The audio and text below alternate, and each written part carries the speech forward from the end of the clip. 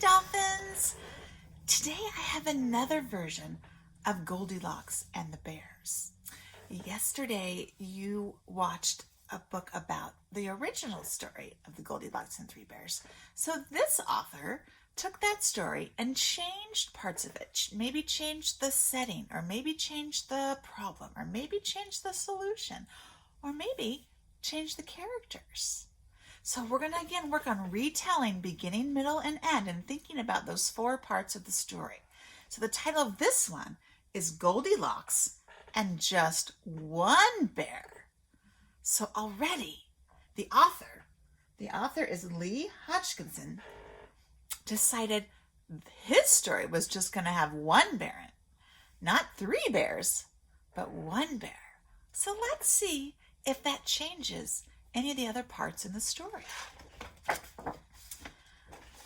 So I see a tree trunk and leaves. That's going to make me think that the setting is probably still in the woods or the forest somewhere. Once upon a time, there was this bear. One minute, he was strolling in the woods, all happy-go-lucky. The next minute, he didn't have a crumb of a clue where he was. He was one completely lost bear. Uh-oh. So already there's a problem in this story. The bear is lost. He got out of the woods and now he's lost. The bear didn't much like this place. Too many bright lights and not enough twigs. Too much loud honking and beeping and not nearly enough owl hooting. So originally the bears lived in the forest, in the woods. That was the setting. But now the setting has changed. Somehow he ended up in a very busy city. The bear was also a teeny bit scared, and his furry legs were slightly wobbly. Maybe the thing to do, said the bear, looking around, is to pop into Snooty Towers and get away from this terrible racket. So he's going to go inside this building to get away from all the noise. But the revolving door at Snooty Towers made the bear dizzy. And being dizzy with wobbly legs was bad news. What the bear needed was a little rest.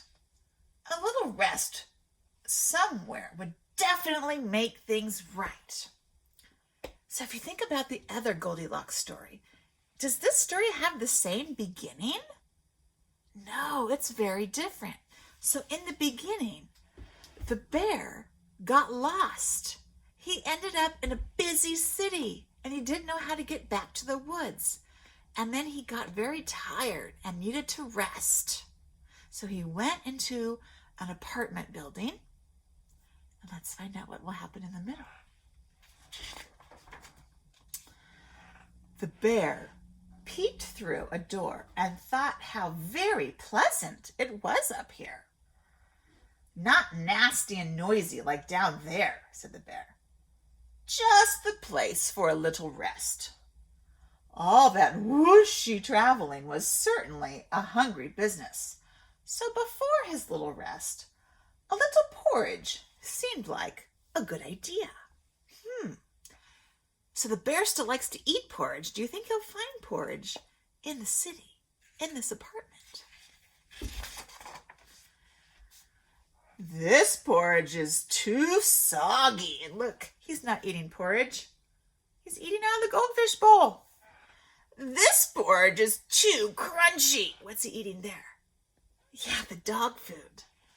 This porridge is a bit on the dry side, but it's better than nothing. And you could see he found some kind of food.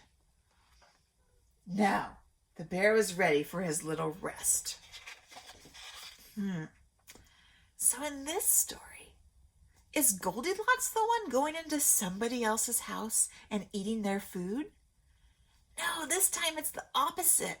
The bear is going into someone's house and eating their food. This chair is too ouchy. Look, you found a cactus. This chair is too noisy. Oh no, what did he think was a chair? The poor cat.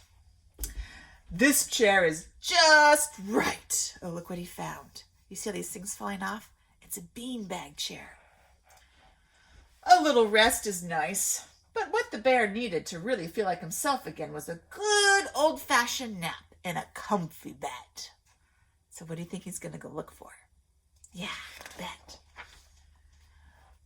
This bed is too frothy.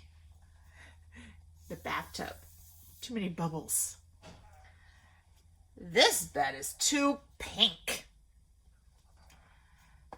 This bed is just right. And soon he nodded off to sleep. So in the middle of this story, the bear goes into someone's house and tries different foods, tries different chairs, tries different beds until he finds the right bed for him and falls asleep. Is that what Goldilocks did in the other story? Yeah, so the middles are similar, but it's a different character and a different setting than the other Goldilocks story. The bear dreamed of crunching through leaves. The bear dreamed of puttering around in his slippers. The bear dreamed of a voice shouting very, very loudly. So that's his house, back in the woods. Somebody has been eating from my fishbowl, said the daddy person. Somebody has been eating my dear little pumpkin's kitty nibbles, said the mommy person. And somebody has been eating my toast, said the little person. And they've eaten it all up. Unfortunately, the bear was not dreaming at all about the loud voice. He was wide awake and back in real life again. So, our other characters in this story is a daddy person, a mommy person, and a little person. So a mom, a dad, and a little boy.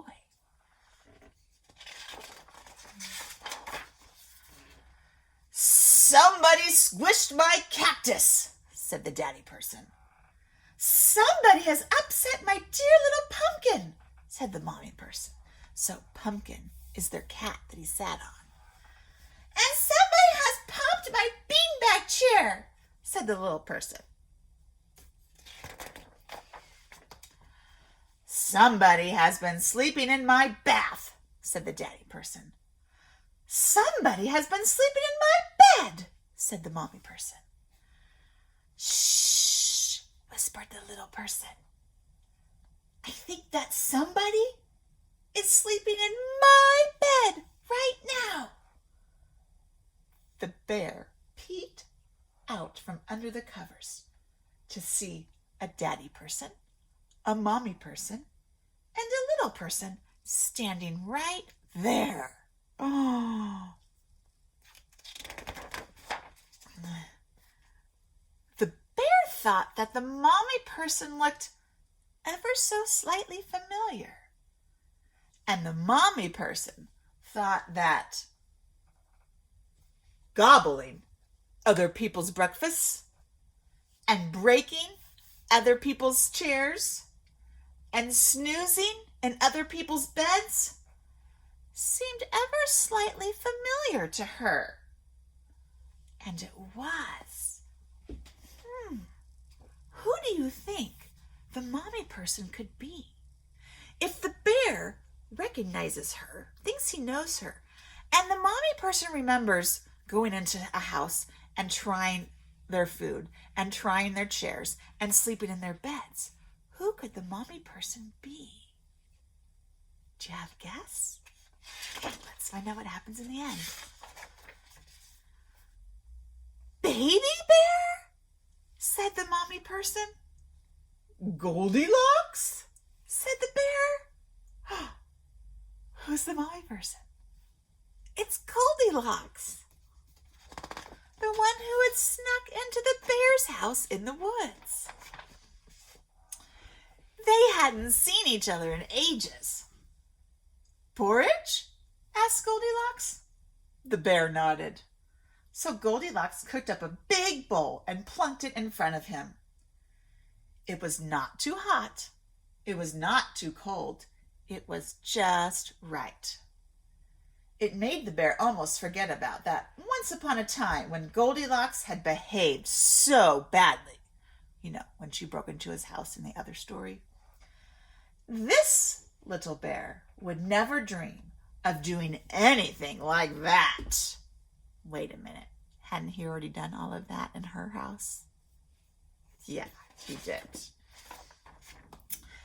And although it had been good to see Goldilocks living so happily ever after with those charming people, the bear decided it was time to go back home to the woods.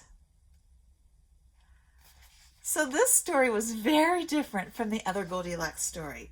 This author turned everything around and had the bear do everything that Goldilocks had done before. So in the end of the story, I can say that the bear recognized the mommy person and the mommy person recognized the bear, and they realized it was Goldilocks and Baby Bear when Goldilocks had broken into Baby Bear's house. And they were friendly and they were happy to see each other after such a long time, because now Goldilocks had her own family. And she made him a bowl of porridge that was just right. And then Baby Bear decided to go back home to the woods. All right, I hope you enjoyed that story. Thanks for watching.